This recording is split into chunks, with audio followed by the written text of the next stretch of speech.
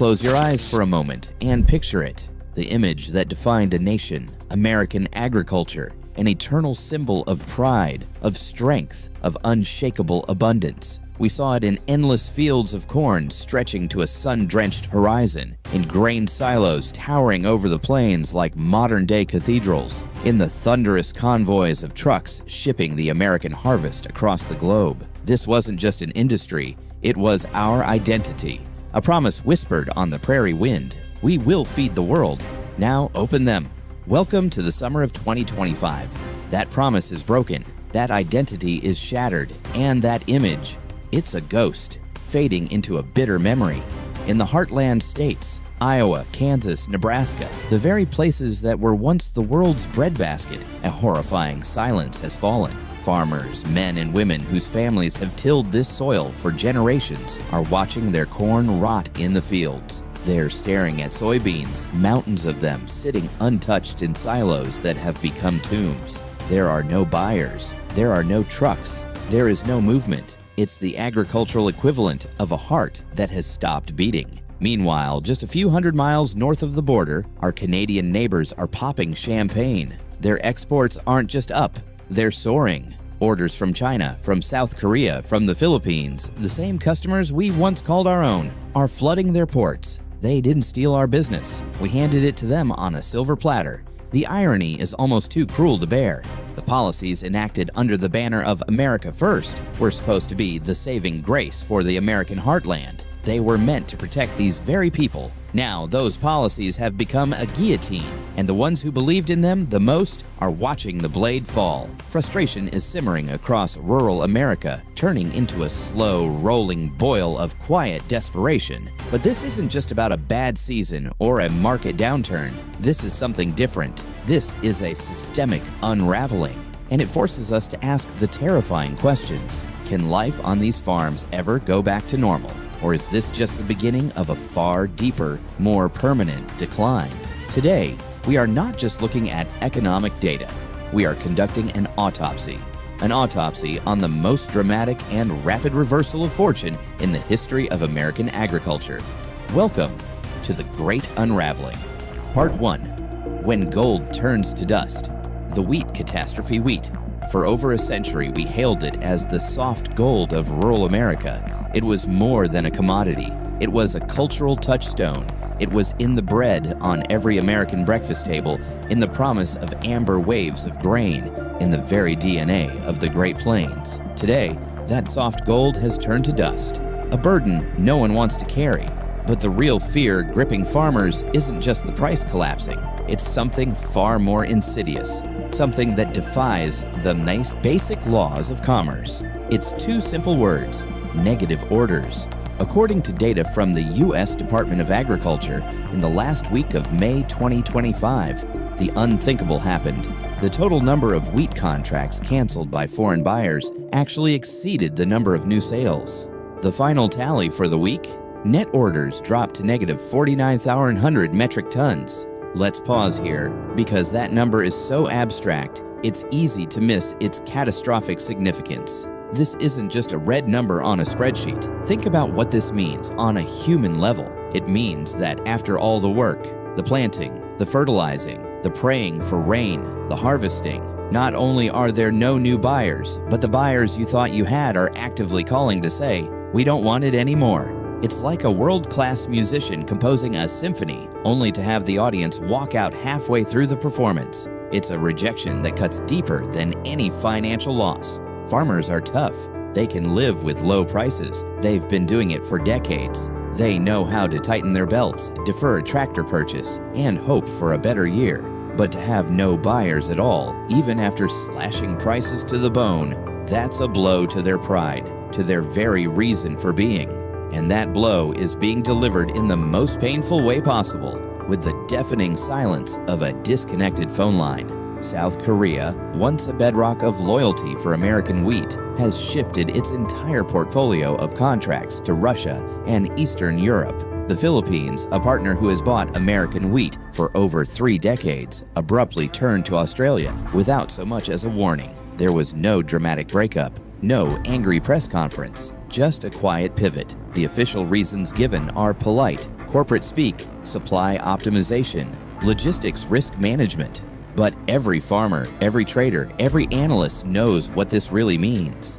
It's a vote of no confidence. It's a quiet but firm declaration that the United States is no longer a reliable partner. Washington's constant policy shifts, its trade disputes, and the resulting chaos in our supply chains have cost our most long-standing partners their patience, and more importantly, their trust. This is a critical lesson in modern global trade. For decades, the U.S. operated on the assumption that our quality and scale were unmatched. We were the default choice. But the 21st century global market isn't just about the best product, it's about the least risk. A food conglomerate in Seoul or Manila needs to plan its production lines 6 to 12 months in advance. They cannot afford to have their primary ingredient held up because of a sudden tariff, a port strike, or a new piece of legislation out of Washington. Russia and Australia might not have better wheat, but right now they offer something far more valuable: predictability.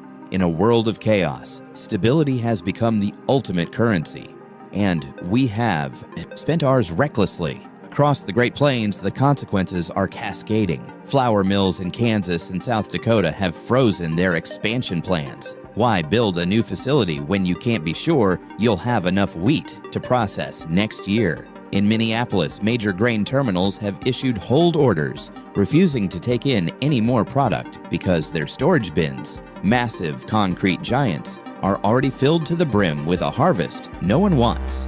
With nowhere left to send their crop, desperate farmers are turning to a last resort, something their grandfathers would have considered a cardinal sin: grinding their high-quality wheat intended for human consumption into basic livestock feed.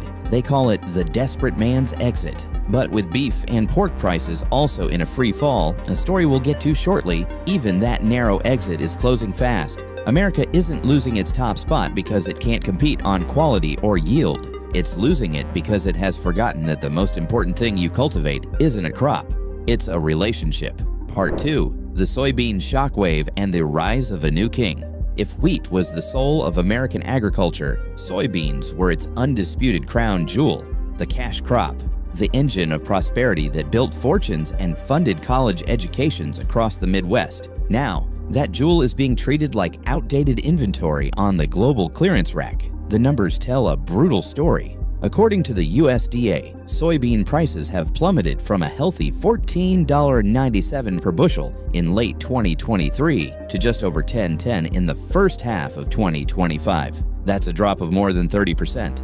But here's the kicker: the average cost for an American farmer to grow that same bushel is hovering around $9.65. That $10 price isn't a profit margin, it's a razor blade slicing straight through it, leaving nothing but debt behind. But again, the price isn't even the biggest problem. The real crisis? There's nowhere to sell the damn things. As our longtime customers pivot elsewhere, the U.S. share of the global soybean market is evaporating, like water draining from a cracked basin. This isn't a simple market fluctuation, it's a structural realignment of global power.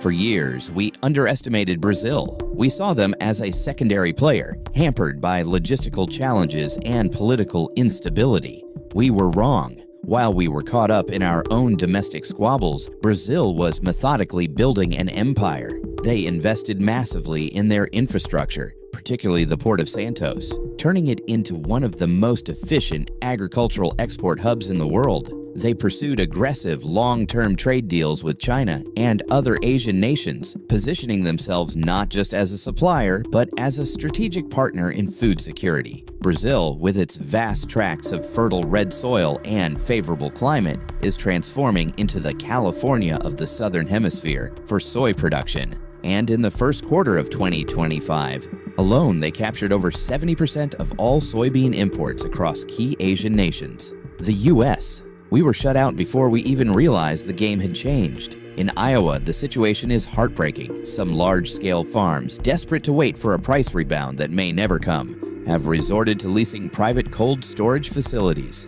But time is a cruel enemy. Mold, pests, and the relentless ticking clock of rising loan interest rates don't pause for hope or prayer. As one farmer in Boone, a third-generation grower named Sarah Jenkins, told a local paper, Every extra day we hold on, we say another prayer, but we didn't plant soybeans to pray. We planted them to build a future for our kids. Now I'm just trying to keep from losing the past.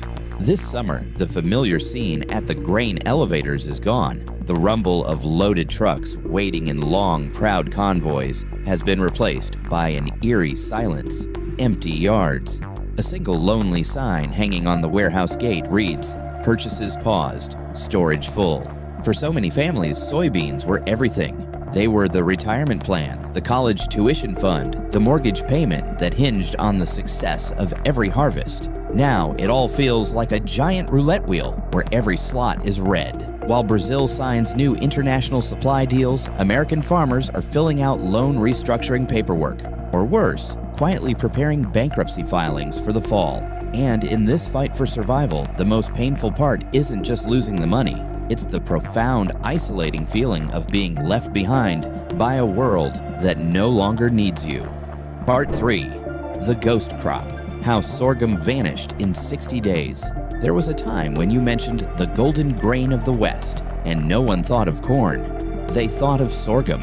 It wasn't the highest yielding crop, but it stood for something more important: resilience. It was drought-hardened, stubborn, and unshakable, just like the farmers of Kansas and Texas who planted it season after season. Sorghum was the embodiment of grit. Now that symbol of endurance is collapsing, and it's happening so fast, it's like watching a time-lapse video of a skyscraper's demolition. According to USDA data, U.S. sorghum exports plummeted by an astonishing 94% in the first 60 days of 2025. That number doesn't need dramatization, it is already a scream. In Stockton, Kansas, once proudly dubbed the High Plains capital of sorghum, the grain silos that used to run non-stop are now stuffed to the brim and padlocked. Locals have a